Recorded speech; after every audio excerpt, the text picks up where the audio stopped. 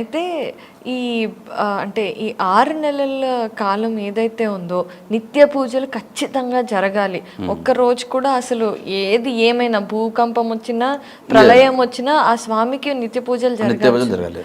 కాకపోతే నేను విన్నాను కేదార్నాథ్లో మామూలుగా బ్రహ్మీ ముహూర్తంలో చేసే పూజలతో పాటుగా వివిధ సమయాలలో వివిధ రకాల పూజలు చేస్తారు. స్వామి ఒకసారి వాటి గురించి చెప్తారా? ఇప్పుడు సాయంత్రం మహాప్రసాదం మహాభోగం అంటారు, శివునికి అభిషేకం చేసి మహా నైవేద్యం అర్పించేస్తాం. దాని తర్వాత విశేష ఆరతి ఉంటుంది, 1.5-2 గంటల విశేష ఆరతిలు ఉంటాయి. నంది ఆరతి, ఏకారతి, పంచారతి, నంది ఆరతి, వీరభద్ర ఆరతి, అనేక రకముల ఆరతితో మహా మంగళారతి ప్రతినిత్యం జరుగుతుంది అక్కడ కేదార్నాథ్లో. దాని తర్వాత మళ్ళీ బాల్భోగ్ అని ఉంటుంది. ఏ సమయంలో ఉంటుంది? సమయం అంటే టైమింగ్ కొంచెం ఎక్కువ తక్కువ ఉంటుంది. అంటే రాత్రి అంటే సూర్యుడు అస్తం అయ్యే సమయంలో ఆరతి ప్రారంభమవుతుంది. అంటే కొంచెం సూర్యాస్తుడు అంటే కొన్ని సమయంలో ఎక్కువ తక్కువ సమయం తక్కువ అవుతుంది. అయితే సూర్య అస్తమయం అయిన తర్వాత పూజ ఆరతి ప్రారంభం సాయంత్రం. దాని తర్వాత విశేష అంటే శృంగారం చేస్తాం. ఇప్పుడు బంగారం కిరీటం ఉంటుంది స్వామికి.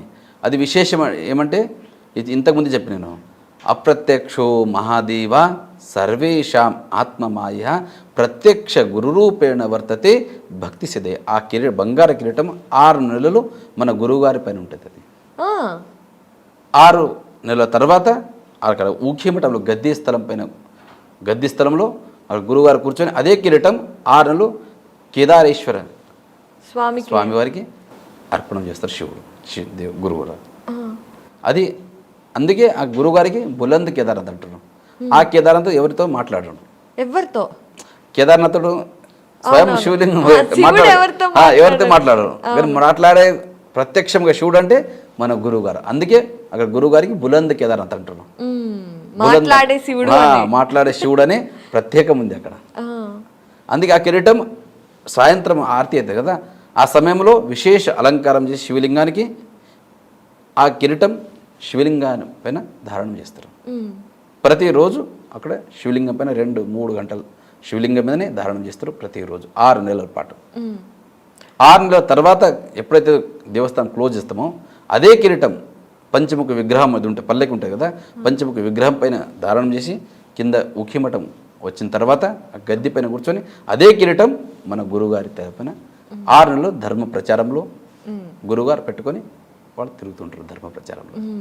ఇది విశిష్టం అంటే కేదార్నాథ్లో. అంటే రాత్రిపూట కూడా పూజలు చేస్తారు, అర్ధరాత్రుల వేళ, అమావాస్య వేళ అని విన్నాం. విశేష ఉంటుంది కదా అక్కడ, విశేష పూజ ఉంటారు ప్రతిరోజు. విశేష పూజలు అంటే మనం ఆరతి అయిన తర్వాత బాల్భోగం పెడతాం. బాల్భోగం అయిన తర్వాత విశేష పూజలు నెరవేరుతాయి. విశేష పూజలు అంటే ఏం చేస్తారో తెలుసుకోవచ్చు? విశేష పూజలు అంటే రుద్రాభిషేకం, షోడశోపచార, మహాభిషేకం, ఇట్లా వేరే వేరే ఉంటాయి. ఇవన్నీ అంటే 11 సమయంలో, అర్ధరాత్రి సమయంలో అంటే టైమింగ్ కొంచెం ఎక్కువ తక్కువ ఉంటుంది. ఒక్కొక్కసారి 10 గంటల తర్వాత స్టార్ట్ అవుతాయి విశేష పూజలు, ఒక్కొక్కసారి 2 గంటల తర్వాత స్టార్ట్ అవుతాయి. టికెట్లు బుక్ చేస్తారు ఆన్లైన్ లోపల కొన్ని మంది విశేష పూజలు, కొన్ని మంది అక్కడ బుక్లో చేస్తారు ఆఫీస్లో.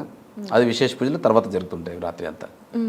మొత్తంగా పూజలు 24 గంటలు తెరిచి ఉంటుంది కేదార్నాథ్. ఎక్కువ తక్కువ అంటే అన్ని ఎంత పబ్లిక్ ఎక్కువ వస్తారో అంత స్టార్ట్ ఉంటుంది. మరి స్వామికి కాస్త అంటే మామూలుగా మనకి ఏ దేవుడికైనా కూడా కాస్త రెస్ట్ ఇవ్వాలి అని అనుకుంటాం కదా, అలా మనం అనుకుంటాం కానీ శివునికి అవసరం లేదు రెస్ట్. శివుడు ఎప్పుడూ రెస్ట్ చేయడు, విశ్రాంతిలో ఉంటాడు. విశ్రాంతిలో ఉంటే ఈ సృష్టి ఏమవుతుందో తెలియదు.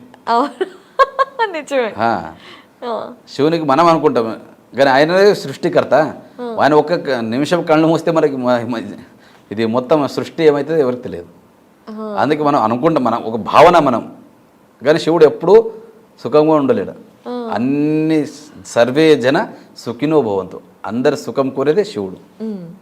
అయితే స్వామి మీకు కేదార్నాథ్లో ఇలా 24 గంటల పూజలు ఇవన్నీ ఉంటూ ఉంటాయి కదా, అక్కడ ఉండే అర్చకుల విధి విధానాలు ఎలా ఉంటాయి? మీకుండే నియమాలు నిబద్ధతలు ఏంటి? నిబంధనలు అంటే అక్కడ ప్రతిరోజు సమయం ఉంటుంది. రుద్రాభిషేకం, మహాభిషేకం అంటే నమక్ అని చమక్, పురుషోక్త, శ్రీ సూక్త, శివాష్టోత్తర శతనామౌళి, ఇట్లా లోపల రుద్రాభిషేకం ఉంటుంది, విశేష పూజ ఉంటుంది. ప్రతి నిత్యం పొద్దున్న నుంచి ధర్మ దర్శనం అంటే యాత్రికులకు భక్తులకు అందరికీ సమానంగా దర్శనం ఉంటుంది. విశేషాలు అంటే సాయంత్రం నుంచే ప్రారంభమవుతుంది, విశేష పూజలు, విశేష ఆరతిలు. విశేష ఆరతి సమయంలో 3 గంటలకు దేవస్థానం క్లోజ్ అవుతుంది. క్లోజ్ అయిన తర్వాత లోపలంతా క్లీన్ చేసుకుంటారు దేవస్థానం. దాని తర్వాత మన ప్రధాన అర్చకులు ఎవరే ఉంటారో అక్కడ దేవస్థానంలో పోతారు. పోయిన తర్వాత దేవునికి నైవేద్యం అర్పిస్తారు. నైవేద్యం అర్పించిన తర్వాత అభిషేకం, రుద్రాభిషేకం చేసిన తర్వాత నైవేద్యం అర్పించిన తర్వాత శివలింగానికి శృంగారం చేస్తాం. మొత్తం పూల మాలతో, బంగారం కిరీటంతో మొత్తం అలంకారం చేసి మన రూమ్కి వచ్చేస్తాం మనం. ఎందుకంటే అక్కడ మనం భోజనమే ఒకటే టైం చేసేది, పొద్దున భోజనం చేయము. స్వామివారికి నైవేద్యం పెట్టందే మనం భోజనం చేసే పరంపర లేదు అక్కడ. శివునికి ఎప్పుడైతే భోజనం అర్పిస్తామో అక్కడ అప్పుడే మనం భోజనం స్వీకారం చేయాలి. ఇట్లా పరంపర ఉంది ముందు. అక్కడ భోజనం స్వీకరించేది ప్రసాదం ఒకటే టైం, సాయంత్రం అది. శివుని విశేష పూజలు, రుద్రాభిషేకం, మహాభిషేకం అయిన తర్వాత దేవునికి భోగం నైవేద్యం పెట్టి వచ్చిన తర్వాత మన రూమ్కి వచ్చిన తర్వాత మనం ప్రసాదం తీసుకొని మళ్ళీ తర్వాత ఆరతికి వస్తాం దేవస్థానంలో. విశేష ఆరతి అంటే సాయంత్రం 1:30-2 గంటల విశేష మంగళారతి అవుతుంది, అర్ధరాత్రి. దాని తర్వాత స్పెషల్ దర్శనం అయితే స్టార్ట్ అవుతుంది. లోపల ఎవరికి గర్భగృహంలో ఎవరికి ఇడవరు. అప్పుడు మళ్ళీ అలంకారం తీసిన తర్వాతే మళ్ళీ మనం బాల్భోగని మళ్ళీ దేవస్థానంలో వెళ్తాం. దాని తర్వాత బాల్భోగ పెట్టిన తర్వాత అభిషేకం చేసిన తర్వాత బాల్భోగ అయితే ఉంటుంది. అది అయిన తర్వాత మళ్ళీ విశేష పూజలు ఆరంభమవుతాయి. విశేష పూజలు మనం ఉండవు, వేరే వేద పండితులు ఉంటారు, వాళ్ళ విశేష పూజలు ఆరంభిస్తారు. అక్కడ ముఖ్యమైన ఆరతులు, ఆ తర్వాత నైవేద్యాలు, అభిషేకాలు అర్ధరాత్రి పూట జరిగే వీటన్నిటికీ మాత్రం మీరు ఉంటారు. అయితే స్వామి, అసలు ఆ పరమశివుడిని అంత దగ్గరగా 1 సంవత్సరం పాటు ఉండటం కానివ్వండి, ఆయనకు అర్చన చేయటం కానివ్వండి, అసలు శివుడితో ఉన్నట్టే కదా. మరి మీకు ఎలా అనిపిస్తుంది? అక్కడ 6 నెలలు గడపాలంటే 6 రోజులు గడిపినట్లు అనిపిస్తుంది మాకు. ఇదే ఒక ప్రమాణం మనకు. ఎందుకంటే 2022 లోపల నేను 2వ కేదార్ మధుమేశ్వర్లు ఉంటాను. 6 నెలల పాటు అక్కడ ఉంటాం. కానీ మనకి ఏమనిపించలేదు, ఇక్కడ ఇంత దూరంలో ఉన్నాం కదా, నెట్వర్క్ లేదు, అక్కడ ఏం లేదు, అక్కడ ఏమనిపించదు శివుని దగ్గర. అక్కడ ఆ భావన రాదు. నేను ఒక్కనే ఉన్నా కదా ఇక్కడ అని. అక్కడ ఒక్కళ్ళే ఉన్నారు. ఒక్కనంటే మిగతా వాళ్ళు ఉంటారు కానీ చాలా తక్కువ. కేదార్నాథ్ ఉన్నట్ల పబ్లిక్ అక్కడ ఎక్కువ ఉండదు మధుమేశ్వర్ లోపల. అయితే ఆ భావనలు రాదు.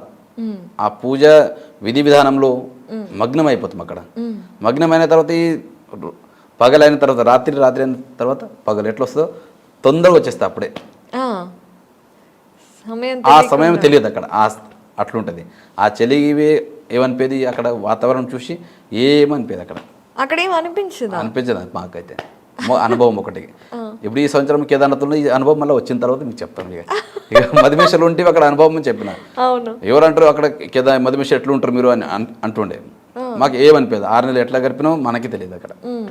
అట్లా అయింది. ఇప్పుడు కేదార్నాథ్ ఇప్పుడు ఈ సంవత్సరం ఉన్నా ఈ సంవత్సరం ఎట్లయితే మేము వచ్చిన తర్వాత మీకు చెప్తాం. తప్పకుండా మేము ఎదురు చూస్తూ ఉంటాము. అయితే కేదార్నాథ్ విషయానికి వస్తే మనం ఎట్లా అయితే అక్కడ ఎక్కువగా ప్రళయాలు ఇలాంటివి జరుగుతూ ఉంటాయి కదా. కొంతమంది అంటూ ఉంటారు పరమశివుడు స్వయంగా వెలసిన ప్రదేశం అది, అక్కడే ఆయన నడియాడుతూ ఉంటారు, అలాంటి చోట ప్రళయాలు రావటం ఏంటి అని ప్రశ్నిస్తూ ఉంటారు. వీళ్ళకి సమాధానం ఏం చెప్తారు గురువు గారు? సమాధానం అంటే మన భారతీయ సంస్కృతి ఏముందంటే మంచి నడక, శుద్ధ భావన ఇవి ఉండాలి. మనం యాత్రలో పోతాము, చెప్పడానికి యాత్ర, చేసేది మరొకటే. ఎందుకంటే మన సంస్కృతి ఏముంది, భారతీయ సంస్కృతి అన్ని దేశాల కన్నా మన భారతదేశం ఎందుకు ముంగట్టున్నదంటే మన సంస్కృతి, సంస్కారం, పరంపర దీని గురించే ప్రాముఖ్యత ఉందనే మన భారతదేశం విశిష్ట ఉంది. అవును. మిగతా దేశాల్లో ఏం దొరకాయి మీకు? ఆస్థ అనేది దేవుని మీద ఆస్థ ఉన్నదే మన భారతదేశంలో. అది ఉంచుకుంటే మనకు ఇదన్నీ ఏం కష్టాలు ఏవి రావు. మనకి ఆరాం మంచిగా కష్టాలు వద్దు, సుఖంగా ఉంచాలంటే మీకు దేవునికి ఎవరు జ్ఞాపకం చేయరు. ఇంత పెద్ద శరీరం మనకు శివుడు ఇచ్చిండు, కళ్ళు ఇచ్చిండు, చెవులు ఇచ్చిండు, నోరు ఇచ్చిండు, చెయ్యిలు ఇచ్చిండు. మనం చేసే ఎందుకు ఇచ్చిండు? మంచి పని చేయాలి, మంచి సంస్కారం, పూజ, జపం, తపం చేయాలంటే ఈ నోరు ఇచ్చిండు. కానీ ఇవి చేయం మేము, ఏదేదో మాట్లాడతాం కానీ శివుని నామస్మరణం చాలా తక్కువ చేస్తాం. మ్మ్.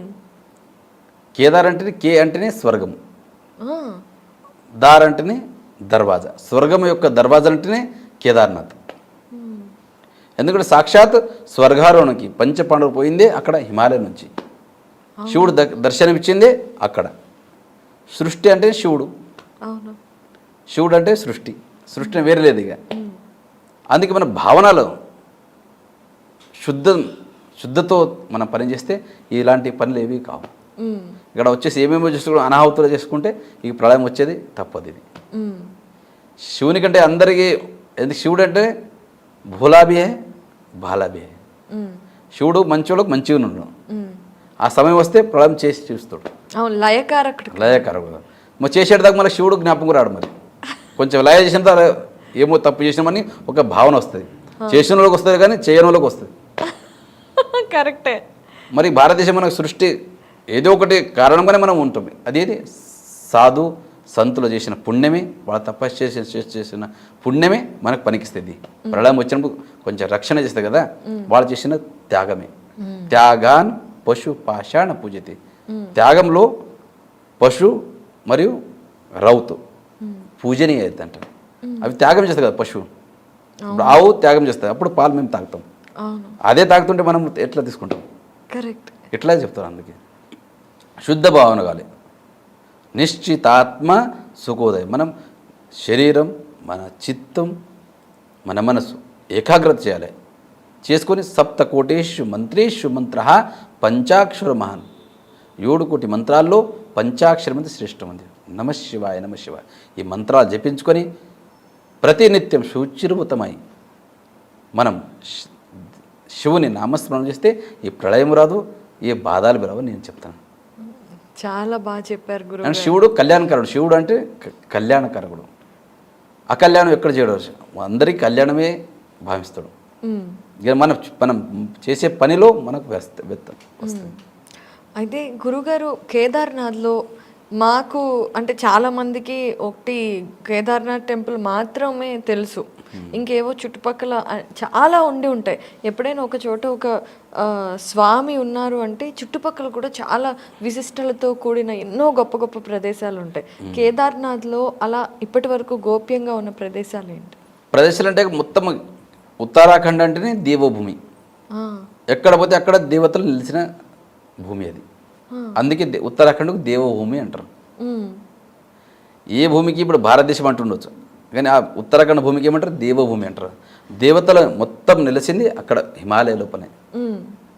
శివుని పెండ్లి అయింది అక్కడనే, పార్వతి అనుష్ఠానం చేసింది అక్కడే, నిశుంభల మర్దన చేసింది కాళీ రూపం తీసుకొని ఆ కాళీమఠం బి అక్కడ హిమాలయ లోపలనే. కార్తీక స్వామి తపస్సు చేసింది హిమాలయనే. మొత్తం దేవతల వాసన నివసించింది హిమాలయ రూపం. అందుకే ఆ భూమికి దేవభూమి అంటారు. అందుకే హరిద్వార్కి కూడా హరద్వార్ అంటే శివుని ద్వారం. హరిద్వారం నుంచి బయలుదేరితే మొత్తం శివుని ద్వారం. అక్కడ మొత్తం ఎక్కడ చూస్తే దేవస్థానాలు, ఎక్కడ చూస్తే దేవతలే. అందుకే దేవభూమి అంటారు. ఒకసారి కేదార్నాథ్ వెళ్ళొస్తే మనది పునర్జన్మ అని చెప్తారు. ఎందుకంటే ప్రతి ఒక్క మనిషి తప్పులు చేస్తారు. తెలిసి తెలియని తప్పులన్నీ ఈ పవిత్ర క్షేత్రం, పుణ్యక్షేత్రం, శైవ పరంపరలో కేదార్నాథ్ యాత్ర అంటేనే విశిష్టత ఉంది. అక్కడ వచ్చి ఒకసారి కేదార్నాథ్ ఆలయాన్ని దర్శించుకుంటే, శిఖరం దర్శనం చేసుకుంటే పునర్జన్మ ఉండదని చెప్తారు. అయితే ఇప్పుడు మీరు అన్నట్టుగా స్వర్గానికి ద్వారమై ఉండొచ్చు, పునర్జన్మ లాంటిది ఒక్కసారి ఆ పరమశివుడి చూపు మన మీద పడితే నిజంగా మీరు అన్నట్టుగా పునర్జన్మే. అయితే అక్కడ మీరు ఇందాకే చెప్పారు అమ్మవారు కాళీమాత రూపంలో అక్కడే ఉన్నారు అనేసి, అది ఎక్కడ ఆ విషయం చెప్తారా? అక్కడ హిమాలయ లోపలనే మన ఊఖీమఠం, గుప్తకాశి మధ్యలో కాళీమఠం ఉంది. సాక్షాత్ కాళీమ అంటే మహాపార్వతిని, లక్ష్మి అంటే పార్వతిని, సరస్వతి అంటే పార్వతిని. ఎందుకంటే రూపాలు అనేకులు ఉన్నాయి, వేరే వేరే రూపంలో. నిశుంభ మర్దన అంటే సంహారం చేసింది అక్కడనే కాళీమఠం లోపల.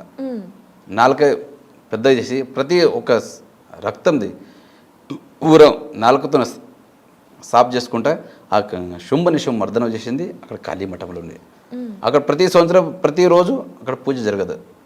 శ్రీయంత్రం ఉంటుంది అక్కడ పైన, ప్రతిరోజు శ్రీయంత్రాన్ని పూజ అవుతుంది. కానీ మూర్తి పూజ నవరాత్రి లోపలనే కాలరాత్రి రోజే విశేష పూజలు నెరవేరుతాయి అక్కడ. ఇంకా మిగతా రోజులలో మిగతా రోజు యంత్రం ఉంది పైన, యంత్రానికి పూజ చేస్తారు. ఆ, అది కాలరాత్రి రోజే, ఆ రోజు రాత్రినే విశేష మూర్తి పూజ అవుతుంది అక్కడ దేవిది. అది విశిష్టం అక్కడ. ఓకే. ఏ బాధలు ఏ సంకటాలు వస్తేవి అక్కడ వచ్చి ఒక్కొక్కసారి దర్శించుకుంటేవి అన్ని విఘ్నం దూరం అవుతాయని చెప్తారు అక్కడ కాళీమఠంలో కూడా. ఆ కాళీమాతని దర్శించుకుంటే చాలామంది అక్కడ మన గ్రామ దేవతలాగానే ప్రతి ఒక్కరు పోయి అక్కడ ప్రత్యక్షంగా పూజలు నెరవేరుస్తారు అక్కడ. నవరాత్రి సమయంలో పోతే పెద్ద ఎత్తున వస్తారు. మరి మిగతా సమయంలో అందరు పోయి దర్శించుకుంటారు. ఏ వాహనం తీసుకొస్తే పెండ్లి అయితే ప్రతి ఒక్కరు అక్కడ కాళీమాతను దర్శించుకొని ముంగడి కార్యక్రమం చేస్తారు అక్కడ. ఓకే గురువుగారు, అయితే ఇంకొక విషయం చాలామంది అడుగుతూ ఉంటారు, కేదార్నాథ్ స్వామి వారికి నైవేద్యాలుగా ఏం పెడుతూ ఉంటారు అనేది చాలామందికి తెలియని విషయం. నైవేద్యాలు అంటే అక్కడ పెట్టేదే అన్నం, ఎప్పుడు సిరా, ఎప్పుడు ఖీర్ అంటారు, పాశం అంటారు కదా మనం. అవునవును. అవి విశేషంగా చేస్తుంటారు. అవి మిగతా అంటే ఎంచో పంచపక్వాలు చేయవచ్చు. గది ముందు నుంచి పరంపర ఏమొచ్చిందో అవే నైవేద్యం చూపిస్తాం అక్కడ. అట్లా ఎన్నో రకాలుగా చేయవచ్చు, కానీ ముందు నుంచి పరంపర ఉంది ఒకటి. అక్కడ లేవని లేదు, ఒక సమయం అయితే ఏమీ లేకుండా అక్కడ ఇప్పుడు అన్నీ దొరుకుతున్నాయి, సౌకర్యాలు ఉన్నాయి. కానీ సౌకర్యాలు ఉందోనే ఏదో ఒకటి చేయడానికి రాదు అక్కడ. ముందు నుంచి పరంపర యుగాల నుంచి ఉంది, ఇప్పటి నుంచి కదా. యుగాల నుంచి ఏ పరంపర వచ్చిందో అదే ప్రకారమే అక్కడ నైవేద్యం అర్పించేస్తాం అక్కడ. క్షీరాన్నం ప్రతి పూట అదే, ప్రతి పూట 2 టైంలో. ఓకే. ఇప్పుడు బాలభోగులు అంటే డ్రై ఫ్రూట్స్ ఉంటాయి. విశేష మహాభోగు నైవేద్యంలో అంటే ఖీరు, సిరా, అన్నం చేస్తుంటాం.